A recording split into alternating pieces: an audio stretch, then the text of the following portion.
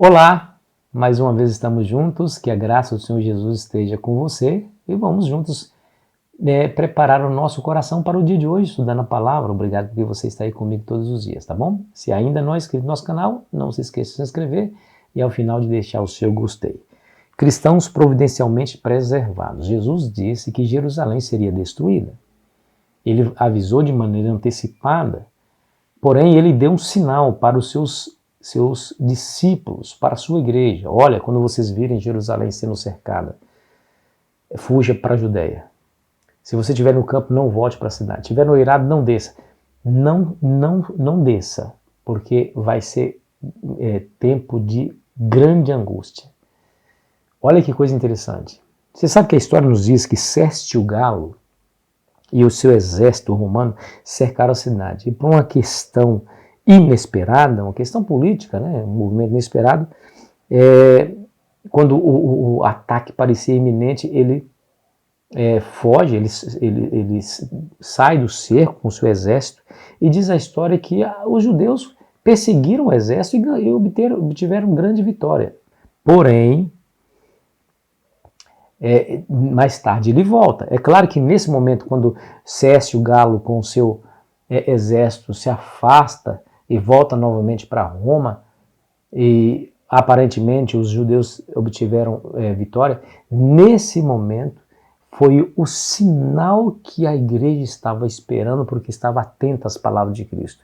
E eles de fato fugiram, Ellen White diz assim, o sinal prometido fora dado aos cristãos que aguardavam e agora todos tiveram a oportunidade para obedecer ao aviso do Salvador. Os acontecimentos foram encaminhados de tal maneira que nem judeu nem romanos impediram a fuga dos cristãos. E aí se preservaram. Ontem eu falei que a mortandade foi terrível, a carnificina foi como nunca tivera sido antes. Porém, a igreja foi preservada porque ouviu a voz de Deus, através das palavras proféticas de Cristo. Porque é assim, nós servimos um Deus maravilhoso.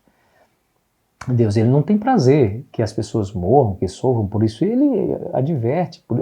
Olha o texto de Ageu, quando ele diz assim, o Senhor não fará coisa alguma sem antes revelar os seus segredos aos seus servos, os profetas.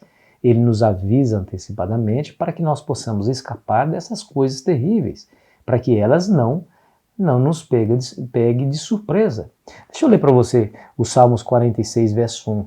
Esse texto é maravilhoso, viu?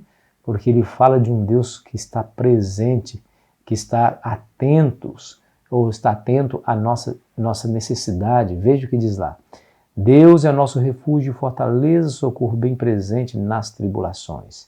Você se lembra do verso para memorizar da semana, né? Ele diz assim, não temas porque eu sou contigo, não te assombres porque eu sou teu Deus, eu te ajudo e te fortaleço com minha destra fiel. Deus, ele é amor, nunca se esqueça disso. Vou repetir o que eu falei ontem. Não julgue o caráter de Deus baseado nos eventos que estão ao nosso redor. Muito pelo contrário, filtre os eventos sob a perspectiva de que Deus é amor, e ele é de fato amor. Ele é o soberano de toda a terra. Às vezes os propósitos de Deus são frustrados por causa de nossas escolhas, mas no fim o seu plano final se cumprirá. Agora, é claro que muitos dos cristãos na antiguidade tiveram que pagar com a sua própria vida. Nós tivemos muitos mártires. Deus permitiu que alguns selassem o seu testemunho através do seu sangue.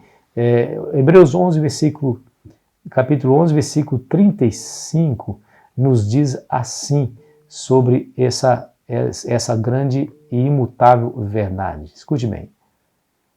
Mulheres receberam pela ressurreição os seus mortos, alguns foram torturados, não aceitando o seu resgate para obterem superior ressurreição.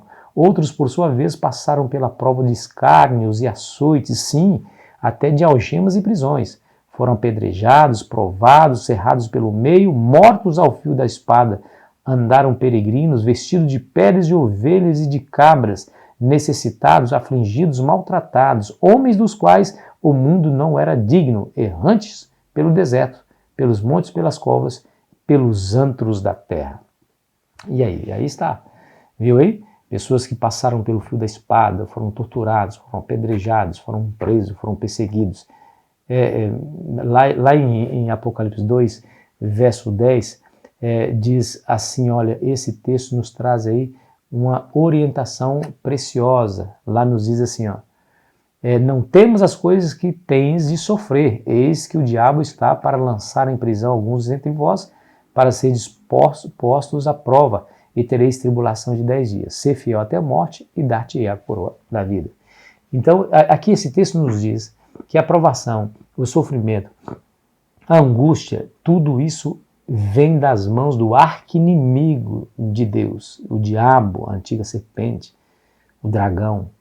Ele persegue, lembra que eu falei ontem, as duas estratégias, ou o que ele não consegue pela perseguição, ele tenta fazer pela concessão, são as duas estratégias de Satanás.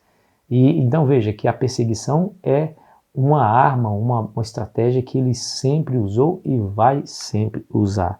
Mas a orientação é ser fiel até a morte, ou seja, é provável que nós passemos por provações ainda, com dificuldades ainda, enquanto Jesus não vem. É provável que o sofrimento, a angústia, o medo nos alcance.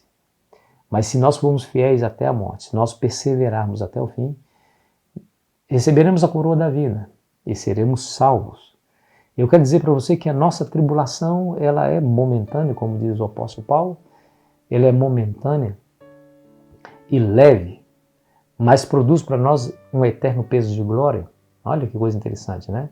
Que as nossas provações não podem ser comparadas com a glória que em nós será revelada. É isso que nós precisamos colocar no nosso coração. Deus espera que você e que nós entendamos o seu amor, que se Ele permitir que passemos por dificuldades, como os cristãos da antiguidade, que foram jogados às feras, foram queimados vivos, mortos ao fio da espada, se Ele permite, que passemos por todas essas coisas, é porque Ele tem um propósito acima de todos. E o seu propósito, a sua vontade, como soberano de todo o universo, no fim sempre vai se cumprir. Permaneça firme na sua confiança em Deus, ainda que você passe por alguma dificuldade nessa terra, tá bom?